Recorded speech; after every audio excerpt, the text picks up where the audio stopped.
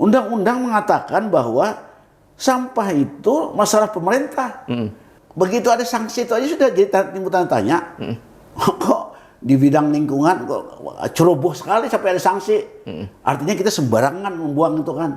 Tidak melihat aturan-aturan. Ini artinya ketidakseriusan kan. Nah, atau bisa juga kalau secara kasar-kasarnya kan tidak ada ilmu. Jadi pemerintah kita ini tidak ada ilmunya di bidang sampah. Apa TPS berserakan di mana-mana.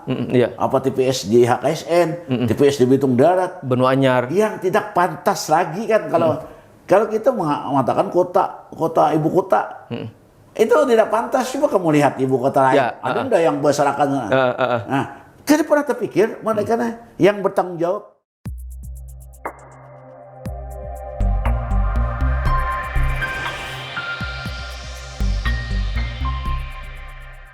Kita akan lanjut ke materi yang kedua, bicara soal, ini ada juga yang menarik bro, di saat kita ramai bercakap soal pilkada yang belum usai, walaupun beberapa daerah kan sudah selesai, ada hal yang benar mengagetkan publik, menyentak kita, yang kita tidak pernah bayangkan terjadi sebelumnya, seolah-olah kita baik-baik saja. Yang kita hadapi sebelumnya kan soal banjir, seperti yang beberapa kali kita diskusikan dalam percakapan ini kan, di ngopi ini. Tapi kemudian muncul putusan sanksi administratif yang dikeluarkan oleh Kementerian Lingkungan Hidup dengan menutup TPA Basiri, sehingga praktis tidak boleh lagi ada aktivitas di situ, tidak boleh ada sampah yang masuk ke TPA itu. Sementara beban sampah di Kota Banjarmasin itu konon berdasarkan data itu sekitar 600 ton per hari, Pak Prof. Nah, kita bisa bayangkan kemana sampah-sampah ini akan dibawa pasca sanksi itu. Sementara kalau dibawa ke TPA regional Banjar Bakula akan ada batasnya. Nah, Pak Prof bagaimana melihat ini situasinya? Jadi di undang-undang itu, Undang-Undang 32 2009 lah, tentang perlindungan dan pengelolaan lingkungan hidup.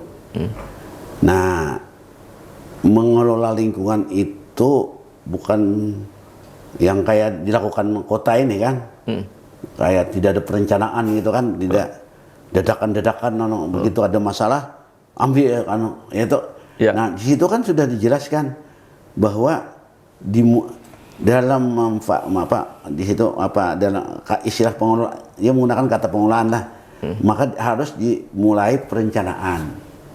Nah, perencanaan itu apa yang dilakukan? Itu ada bagian inventarisasi masalah. Jadi inventarisasi dulu. Oh, diinventarisasi. Nah, kalau kita lihat kasus ini kayaknya tidak pernah dilakukan itu. Tahapan itu kan. Itu artinya ini kan di Kementerian Lingkungan, maka tentang lingkungan artinya kan. Iya, tentang lingkungan. Nah, sementara Undang-Undang Lingkungan mengatakan masalah-masalah lingkungan itu diinventarisasi dulu nah, bukan hanya masalah sampah, semua diinventarisasi betul-betul. Nah, lalu diambil langkah-langkah. Nah, jadi sepertinya pemerintahan tanpa perencanaan. Itu pemerintahan yang tidak modern artinya. Kalau zaman Bahari, wajar-wajar saja pemerintahan. Begitu ada masalah, ambil tindakan. Nah, karena sekarang kan dengan ilmu pengetahuan yang maju, itu dengan perencanaan orang bisa memprediksi. Nah, lalu kemudian bisa menginventarisasi masalah. Jadi belum terjadi masalah, sudah ada cara-cara melakukan memecahan masalah. Jadi upaya mitigasinya ada. Ada. Nah, ini mau begitu kita kan kalau saya terlalu sering mendengar sudah kritik-kritik, tapi sama sekali tidak ada satupun yang diperhatikan oleh pemerintah kota. Ya, Prof.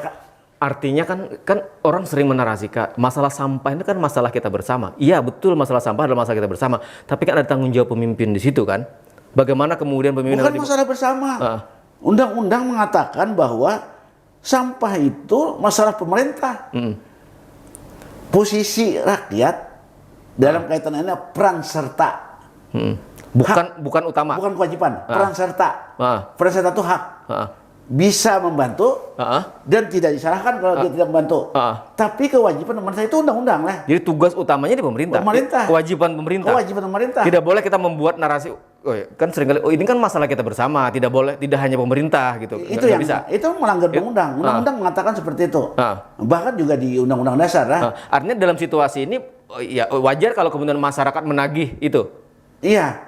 Nah, kalau misalnya rakyat dengan sukarela membantu, itu hak rakyat tidak ada masalah. Tapi kalau mereka tidak membantu, itu bisa diminta pertanggungjawaban. Jadi kalau ada masalah di persampahan, itu masalah pemerintah. Dan itu bagian dari tugasnya, kewajibannya. Itu dijelaskan di undang-undang.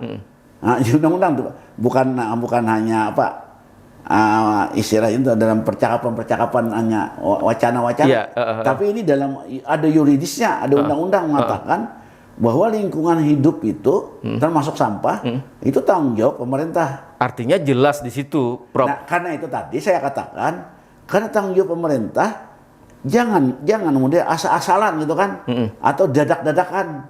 Nah, begitu ada masalah baru agak kepo, agak ini pemerintah yang modern lah. Itu disebutkan di hukum administrasi itu, pemerintah modern itu memulai pekerjaannya dengan perencanaan. Nah, kalau pemerintah klasik, ortodok, itu dengan apa yang mau dikerjakan udah kerjakan. Begitu masalah datang, lalu diselesaikan. Itu sudah terlalu berabad pemikiran yang sudah jauh ketinggalan. Apalagi kita punya organ Bapeda atau Balitbangda yang itu punya kajian, punya penelitian. Bahkan bukan hanya itulah, kalau kita ini di hukum sudah diajarkan. Dia ada istilah, kalau dat recht hing achter de feiten aan. Hukum itu selalu mengikuti perkembangan. Nah, lalu ada kajian-kajian yang berubah bahwa hukum itu merekayasa. Nah, jadi maksudnya ginilah, begitu sudah diduga prediksi, dan ini kan yang bisa menduga, yang bisa ini ilmuwan. Iya. Nggak bisa dong cuma Pak pejabat, bukan pengambil kebijakan. Jadi harus kerjasama. Ilmuwan itu kan bisa memprediksi, menghitung kan. Nah, artinya kalau disempitkan ilmuwan itu kita bisa masuk wilayah akademisi misalnya. Iya. Jadi kan bisa menghitung di tahun sekian ini kan dia akan menghitungkan kenaikan jumlah sampah kan. Jumlah penduduk berapa, jumlah sampah berapa, daya tampung kita berapa, ya itu Prof ya. Kalau menghitungkan. Nah, pada saatnya nanti akan ada masalah. Nah, lalu merekayasa bagaimana? Lalu dikaji. Apakah hanya cukup TPA saja? Apa artinya? Begitu ada sampah di TPS itu langsung di TPA kan? Nah, lalu atau didaur ulang. Kan di banyak daerah kan ada bank sampah yang termasuk di Banjarmasin kan ada juga beberapa bank sampah. Ya, nah, itu kan melakukan daur ulang kan untuk meminimalisasi di TPA kan. Nah, itu kajian-kajian ini kan harus kayaknya kita setengah-setengah dan perhatiannya tidak mau bekerja sama dengan para orang ahli-ahli sampah kan. Ya, Prof, kan kalau ada kajian, tadi kata Pak Prof kan kita bisa memprediksi, kita bisa membayangkan kalau seperti ini yang terjadi, kalau seperti ini situasinya maka yang terjadi seperti ini. Kalau sampah tidak terangkut maka dampaknya ini. Artinya kemudian tidak ada sesuatu itu terjadi karena kebetulan. Kan tidak ada berarti kan Pak Prof? Karena semuanya kan bisa kita analisis kan, semuanya bisa kita hitung. Kalau sampah kita angkut maka yang terjadi ini. Nah, hari ini kan itu terjadi kan Pak Prof? Misalnya tadi ketika TPA Basiri kita ditutup, kita akan berpikir, ini mau kemana nih? Sekarang solusi jangka pendeknya sebagian kan bisa masuk ke TPA regional. Nah, gini kita begitu ada sanksi itu aja sudah jadi timbul tanda tanya. Kok di bidang lingkungan kok ceroboh sekali sampai ada sanksi? Artinya kita sembarangan membuang itu kan. Tidak melihat aturan-aturan. Itu kan sanksi, itu artinya ada pelanggaran. Pelanggaran itu akan mengakibatkan dampak lingkungan, pencemaran atau kerusakan kan. Nah, ini artinya ketidakseriusan kan. Nah, atau bisa juga kalau secara kasar-kasarnya kan tidak ada ilmu. Jadi pemerintah kita ini tidak ada ilmunya di bidang sampah. Nah, asal-asalan aja mereka bekerja kan semua kan yang teknis saja. Bagian dinas Dinas Lingkungan hidup. bukan lain dinas persampahan tuh dinas Oh, dinas kebersihan dah. kebersihan. Nah, diserahkan begitu ada sampah, ada ya sampah, orang membuang di TPS langsung dibuang TPA.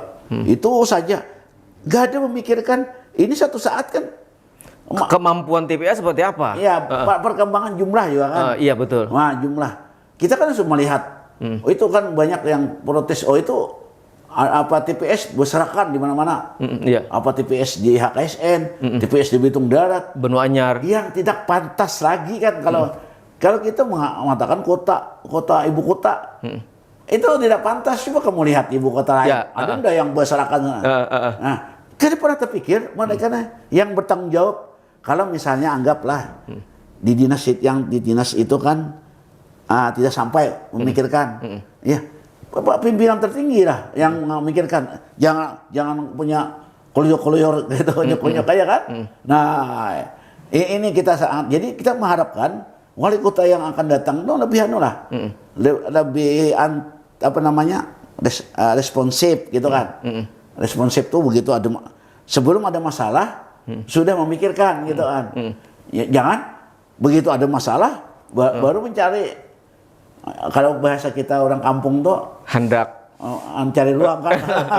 kan Pak Prof, kan sebelum muncul sanksi Menteri Lingkungan Hidup itu kan menutup per 1 Februari 2025. Sebelumnya kan konon informasinya di November 2024 itu Betul. kan sudah ada peringatan kan Pak Prof? Tidak ada sanksi tanpa didahului peringatan. Secara hukum pasti kayak gitu ya? Secara hukum administrasi. Artinya kalau kemudian kementerian langsung memberi sanksi di 1 Februari tanpa ada peringatan, kementerian juga salah? Cacat itu. Jadi sanksi yang tanpa didahului peringatan cacat. Dan ini udah ada proses peringatan kan? Saya juga sudah baca di koran. Waktu itu saya lupa ya, sudah ada peringatan. Peringatan. Makin konyol lagi sebetulnya kan, makin konyol lagi. Yang tidak peringatan pun dapat. Itu kan sampai kita tidak menghitung lah. Nah, jadi ini kan pekerjaan besar.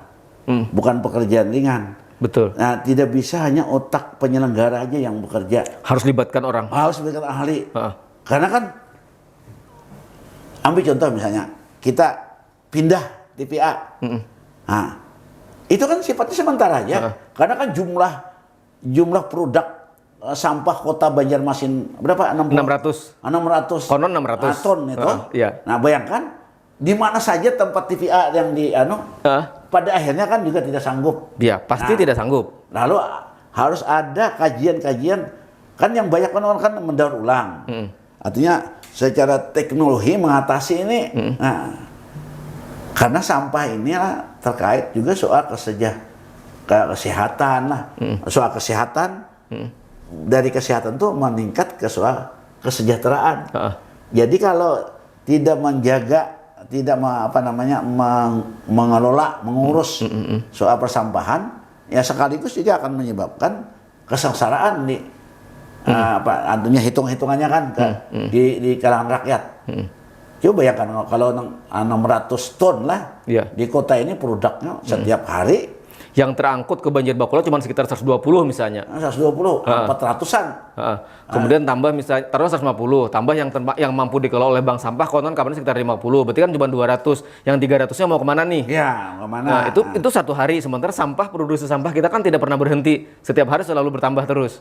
Nah, jadi janganlah, artinya kita tuh, nah ini pilihan lah. Namanya kebijakan, pilihan. Jangan memilih mercusuar. Jadi kan membangun ini yang untuk hanya menunjukkan bahwa ini maju. Sementara yang pokoknya kan pokok lah, termasuk yang mendasar. Nah, kita abaikan. Nah, dan ini berdampak langsung. Kalau mercusuar itu kan tidak berdampak, orang memandang senang. Tapi orang-orang tertentu aja ya. Tapi kan orang banyak gini bro. Orang kan banyak berpikir ingin legasinya itu adalah sesuatu yang bisa terlihat. Apalagi ditaruh di tengah kota segala macam. Orang kalau mau jalan di trotoar akan mengenang, oh ini gitu bro. Jadi gini aja kita terlalu di rumah tangga ya kita kan. Rumah tangga ya kita membangun apa gitu kan. Sementara misalnya di rumah berserakan. Nah, kan tidak sehat kan? Iya. Begitu orang masuk ke dalam, kok masa apa namanya, model kayak mewah gitu kan bangunan. Tapi di dalamnya serabutan. Nah, itu kan sama aja kita anunya. Jadi kita kalau menganalogkan dengan kehidupan rumah tangga ya sama. Jadi mengelola kota ini ya mirip pengelola rumah tangga lah. Prof, terakhir, artinya kan kalau dalam undang-undang lingkungan hidup tadi, kalau kita bicara spesifik soal persampahan, ada sanksi yang kemudian hari ini ditanggung oleh pemerintah Kota Banjarmasin.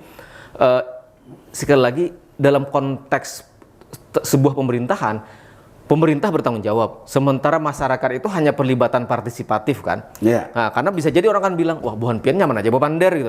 Sementara ini persoalan kita bersama, artinya ini bukan persoalan bersama, tapi ada tanggung jawabnya, tanggung jawab tunggal pemerintah.